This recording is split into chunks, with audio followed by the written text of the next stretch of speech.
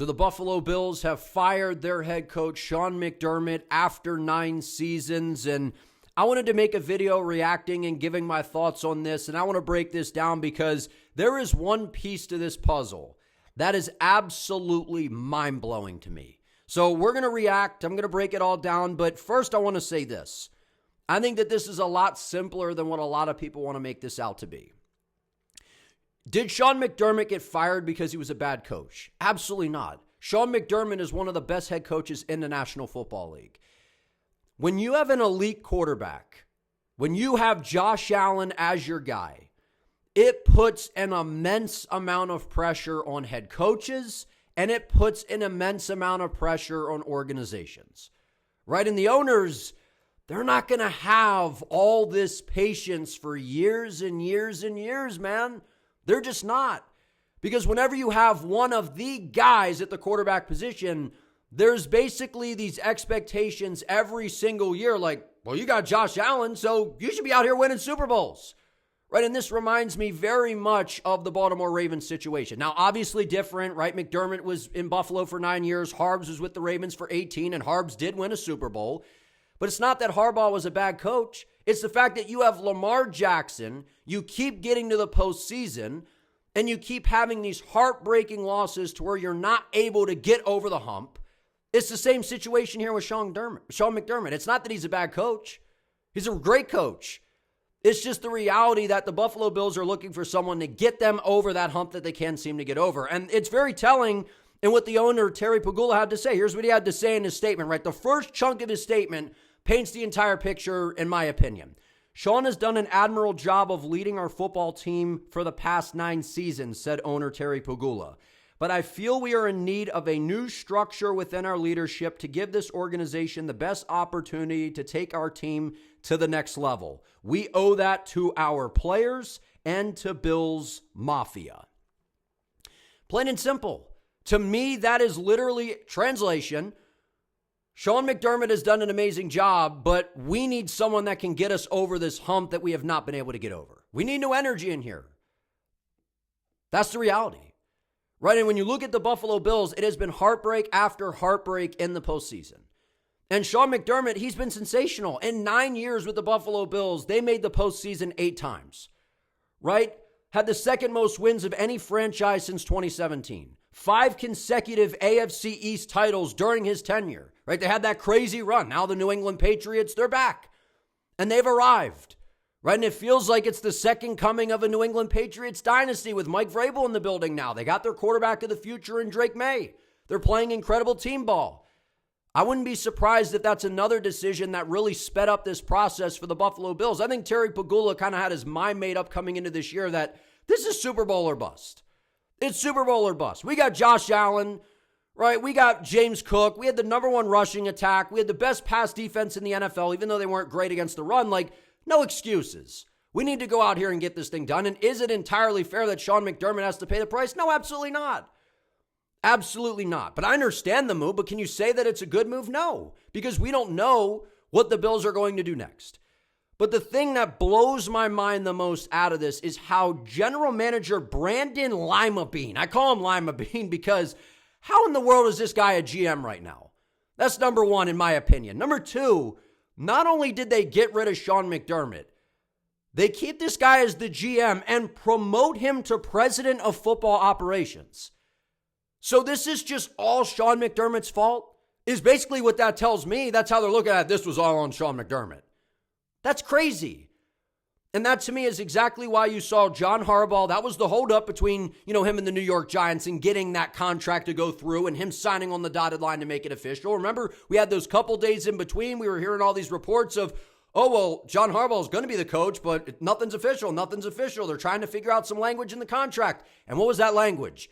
John Harbaugh said, no. When I come in here, I'm 60-some years of age, dog. I've proved myself. I'm not reporting to no GM. I'm reporting directly to the owner. And one of the big reasons for that is because GMs typically have a very close relationship with the owner, right? They're constantly in the owner's ear, right? And if the head coach is reporting to that GM, the GM's word is kind of what's traveling to the owner. So you don't think that that's something that has a massive impact on what's going on? Because I can't figure out how in the world Brandon Beane is Still the GM and how he's getting promoted. Because at the end of the day, does Sean McDermott have a hand in who Buffalo's drafting? I'm sure he does, right? When you're a coach that's as successful as Sean McDermott and you're building these rosters and you're an established coach, like, I'm sure you're going to have some sort of say and you're going to be a big player in constructing the roster, but that is a huge responsibility of the general manager, right? So when you essentially have this marriage, right, between Brandon Beane and Sean McDermott over these years, how is it just Sean McDermott that's going down for this? The Buffalo Bills, they've landed some massive picks in the draft. They've hit home on some big ones, right? Josh Allen, Khalil Shakir, James Cook, Greg Rousseau. I mean, they've drafted some excellent players. They really, really have. But at the end of the day, they've also missed on several guys. They have missed on several guys. That's one of the most, I think, underrated things that's not talked about enough with the Bills. Maybe it is, I don't know, just from what I'm seeing, that Brandon Beane, like the job when it came to drafting, it was not that great. It really, really wasn't. And to me, the biggest failure by Brandon Beane, those rumors floating around of his lack of aggressiveness to address the wide receiver position. Right, those rumors that they could have gotten Jalen Waddle, but he didn't want to cough up the capital. Right, and when you're in these constant win now modes because you have all this pressure, because you have an elite quarterback at Josh Allen, where the expectations are going to be sky high every single year. And I talk about that all the time, and people are like, "You're being unrealistic, saying it's Super Bowl or bust for the Bills or the Ravens." That is the expectation. When you have Joe Burrow, when you have Mahomes, when you have Lamar, when you have Allen, the expectation of these teams, regardless of how they are built, you got that guy at quarterback. We're expecting to see you in the Super Bowl. That's the reality. Whether it's fair or not, that is the reality. It just is. Right? But the bottom line is Sean McDermott, man, in his tenure in Buffalo in 9 seasons, 106-58, including the playoffs. Like, he's going to get a job in no time. 8-8 in the playoffs, 2-6 after the wild card round. Right? So this, to me, was just Terry Pegula sitting back going, okay, I've seen enough. Right? Sean McDermott's a great coach, but we keep getting to the same area. We keep having these heartbreaking losses, and it's the way that the Buffalo Bills continue to lose. It's not like Josh Allen's out there with the ball in his hands for the final possession. Now, this was a little bit different what we just saw in Denver. Like, I don't know how you could put that on Sean McDermott. I don't know. Josh Allen, he did not play well. And in a lot of ways, he cost them that football game. But the majority of these heartbreaking losses in the postseason for the Bills, it's not that they're getting blown out. They're not getting blown off the field. They're not outcoached, really, in a sense. They're not outmatched. It's been their defense. When you're a defensive-minded guy in Sean McDermott, and your defense continuously goes out there and basically blows the game at the very end and gives up a late score. Now, granted, most of those are to the great Patrick Mahomes and Andy Reid, but still, owners don't want to hear that. They're sitting there going, you're a defensive-minded guy. Why can't you figure this thing out? It's like rinse and repeat. It's the definition of insanity. Over the same thing, expecting a different result over and over and over again. We get to this moment, and it's almost like you just already have the script for what's going to happen. Allen and the Bills are going to score. The defense is going to go out there, and then you let the offense go right down the field to win the game. And I think the insult added on to the wound this year was the fact that there was no Mahomes, there was no Lamar Jackson, there was no Joe Burrow, there was none of that. And while the Bills, I kept saying they did not have the best team since Josh Allen has been there, this was probably their best chance to go out here and get it done, and they couldn't. And the fact that Bo Nix, who is a very good quarterback, and I've been saying for a while people have been dunking on Bo, he's clearly the franchise guy. Bo Nix balled in that game, man. He was spectacular. He outplayed Josh Allen. But it was like, there's no Mahomes. Like, we shouldn't be blowing any of these games late, right? This is our path. This is our chance. And Bo Nix goes out there and lights it up and balls the entire game and is clutch late in the ball game, and the Broncos are heading to the AFC Championship, and the Buffalo Bills are going home. And you could tell by the energy of Sean McDermott after the loss, he's like, I'm standing up for Buffalo. Like, Sean McDermott is an amazing coach. He's not getting fired because the dude can't coach. It's just the fact that it's the same result year in and year out, and the expectations are sky high when you have a quarterback like Josh Allen, and the pressure is immense. But the reality is, how in the world is Brandon Beane getting a promotion? How is he still the GM, and how is he getting a promotion? And I understand that he has landed on some massive picks. I mean, I understand all that. The Bills have landed on some big picks. But the majority, they have not done that great of a job drafting. And look at the roster construction, right? And like I said, like Sean McDermott, I'm sure he has a big say in those things as well. But a lot of that falls on the GM too, right? Look at their roster. They got these older guys that they brought in, these veteran players, and I get it, they're sneaky veteran playmakers and they know how to make plays in crucial moments. But some of the receivers that they brought in, these older guys, these guys that are constantly banged up, that haven't had great track records per se, and you refuse to really address the receiver position. Acting like going out and getting Brandon Cooks is just going to save the Buffalo season at the receiver position. It's just like, what are you doing? When you're in these win now modes, we have seen teams do crazy things at the trade deadline to ensure that they get to the Super Bowl. Look at the LA Rams. We see teams move massive draft capital. It's not that you got to mortgage your entire future, but you got to make a move when you're out here and you see your offense is the number one rushing attack. Josh Allen continuously having to be Superman. Your offensive line is stepping up, but you're missing that one piece on the offensive side of the ball at the receiver position. And Keon Coleman, as of this point, he's been quite a disappointment, right? He was kind of looked at to possibly be that big play guy, that big physical receiver on the outside that he hasn't quite amounted to be. I think he can, but as of this particular moment in this season, we didn't see that. We didn't see that, right? And the Bills, at least 10 wins in the last 7 seasons, which is tied for 5th longest streak in in NFL history. Sean McDermott's an outstanding coach. I just want people, I feel like a lot of people do get this. Sean McDermott is not getting fired because he's a bad coach or something. Sean McDermott is simply being fired because the Buffalo Bills are looking back saying, we're tired of seeing the same result over and over and over again. We have Josh Allen. The time is now. 8 playoff berths, 2 AFC championship appearances, and never made it to a Super Bowl. That's why Sean McDermott got fired. That's why he got fired. And I know people are going to point at, the result of the Denver Broncos game. And of course, the team didn't help him out. Josh Allen didn't play a very good game. He made some big plays, but he also had some costly turnovers, had some underthrows, right? The defense collapsed once again. And that is ultimately why they are moving on from Sean McDermott. But the fact that Brandon Beane is still around and the fact that he gets a promotion, like keeping him at GM is questionable enough, but then to get promoted? Like, I mean, again, we don't know the full picture behind the scenes. I don't know all the details going in, like really who's calling what shot, who's drafted. Like, I don't know all of those intricacies behind the scenes.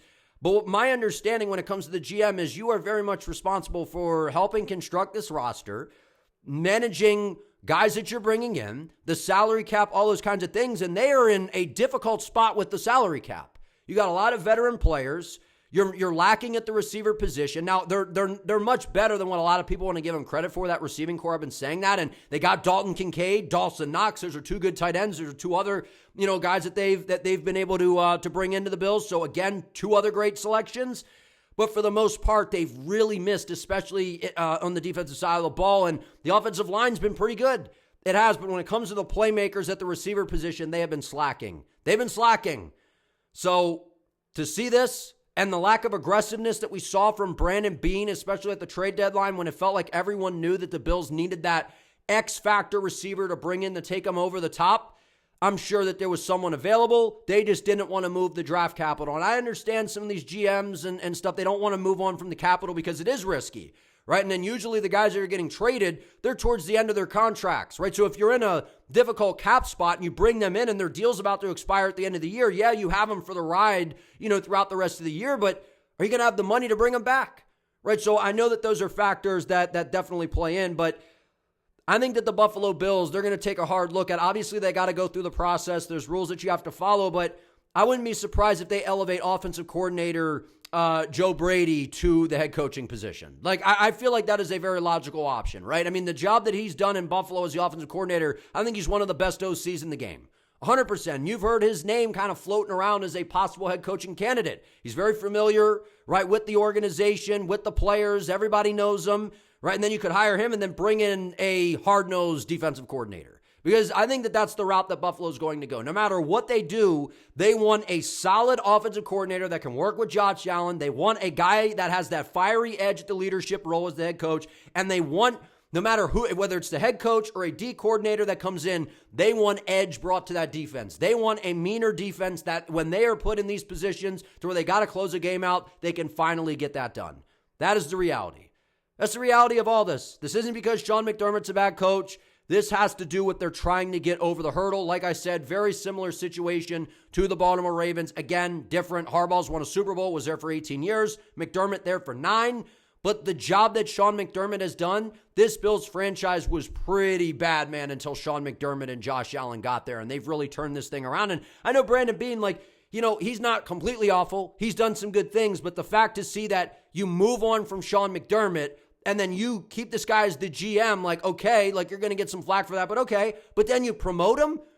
I thought it was a collaborative effort between the head coach and the general manager, especially a coach that's been around and kind of cut his teeth and proven himself. So obviously, is it the right move? You can't say it's the right move until you know what the next plan, who the next coach and what the plan is going to be for Buffalo moving forward. I've heard, people mentioning the possibility of Bill Belichick coming to Buffalo. I don't know about that, right? There's a lot of coaching candidates out there, but I don't know with Brady, to be honest with you, because he's within the organization. Are they going to just want to elevate him, a guy that's been around? We see teams do that, but are they going to have the mindset, no, we want fresh eyes, we want something new, we want a hard-nosed defensive guy that can take care of this defense. We know Josh and the offense are going to do their thing. That will get us over the hump, but I don't think you can say this is a great move until we see how this all plays out. So, again, do I agree with it? No, I like Sean McDermott. I think he's a great coach. I don't think he should have lost his job. And the fact that Brandon Beane is still in his roles and gets promoted, and then Sean McDermott is basically the one that, is getting blamed for this, all of it in a sense.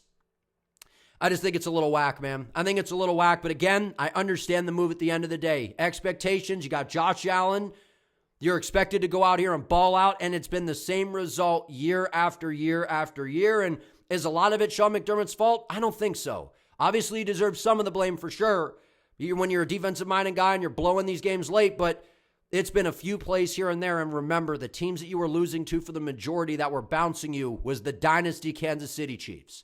So at the end of the day, this is the business. It's a what have you done for me lately business. Nothing more than the Buffalo Bills sitting back saying, we need to make a change here. We need a new spark. We need someone that can get us over this hurdle. That's my take on it, man. But if you guys enjoyed this video, if you could please do me a favor, give it a like. Let me know what you think down below in the comments. Do you agree with the Bills firing Sean McDermott? Do you think they made a mistake? Who do you think will be their next coach? And what are your thoughts on them keeping Brandon Beane around and giving him a promotion? I just think it's wild, man. But if you could also subscribe to the channel, I would greatly appreciate it. I'll see you next time.